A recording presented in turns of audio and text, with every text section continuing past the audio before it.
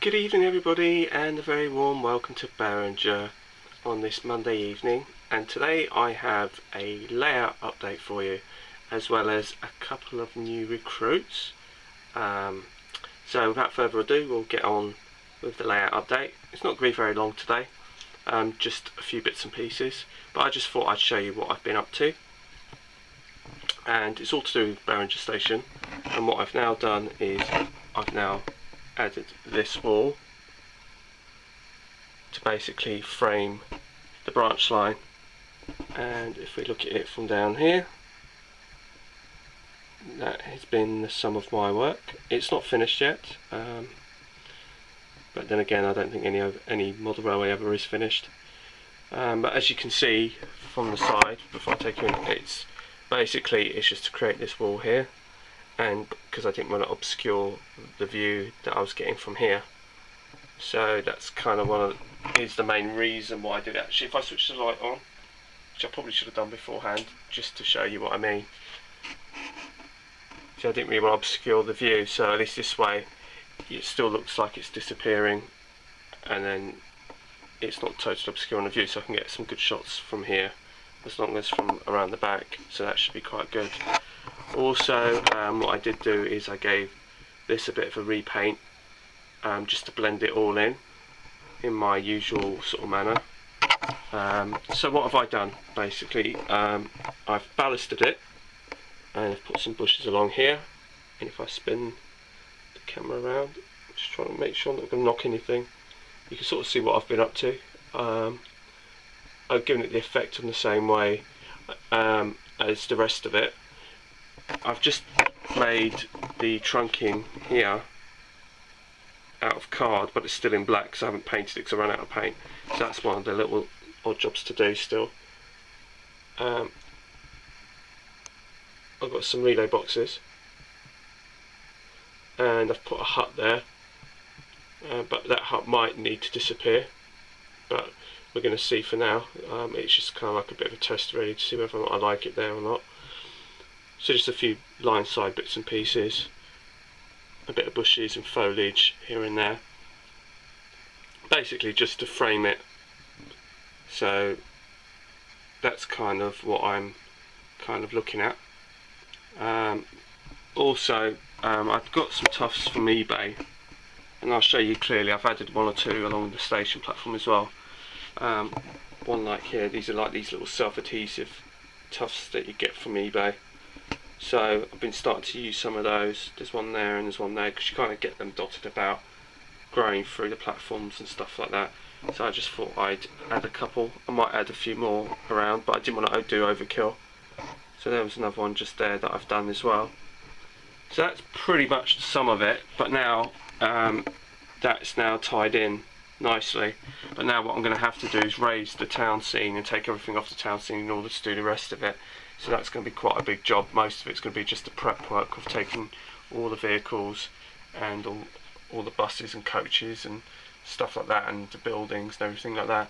Speaking of vehicles, I have another two that I've added to the fleet. The bottom one is a Volvo Amazon, which is really nice. As you can see, I got it a few days ago, but I haven't taken it out yet actually, because it needs a bit of a tidy up on the town scene, because there's just so many cars. You look everywhere around, there's just vehicles everywhere. And we've also got a transit van. You can never have too many transits, especially in this era. They were everywhere. So this is an AA version. It's really nice, and that will go with my many other transits. Another one of them is on the wrong side of the road here, but that's because I just moved it out of the way. And then there's another British Rail one over down the other side, and I've got a white one as well. So speaking of not having too many transits and the rest of it, there's another DMU on its way, and hopefully that will be here within the next few days, and at the end of this video you'll see exactly what it is in picture form. But hopefully it will arrive in the next few days, and when that turns up I will give you a close-up and personal look of it. but the thing being now is I need to find somewhere to put it as my DMU collection grows ever further.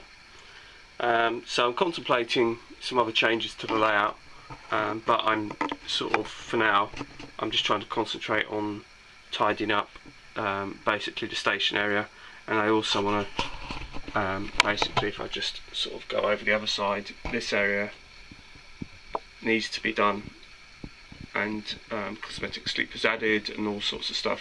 So this side is my big to finally link up the rest of the ballast between the underground station and all the way down towards the crossover down the end here. So once that's done, then that will all be complete.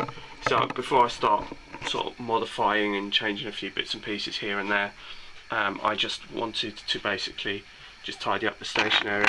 But like I said, the town scene underneath is going to be the ballasting underneath the town scene is going to be a bit of a challenge, because there is a lot of stuff to prepare, and just moving the buildings and moving the vehicles is going to be a bit of a job, which is why the vehicles are in a bit of a messy state up here, because basically it's kind of, I had to put them over here when I was working and moving the bridge over the other side, so that's why it kind of looks all a bit messy. But it all adds to the busy town of Berringer. So that's all I have to tell you for now. And like I said, I'll just try and give you a closer shot of it. So that's what I've kind of got there. So when I have more to tell you, I will let you know. Well, basically when I get the DMU really is really the next thing, because I'm not really going to be doing much work between now and receiving it, because I'm working all week. So so that will probably be what the next video that I'll show you. So take care, thanks for watching, please feel free to comment and subscribe, and I will speak to you soon.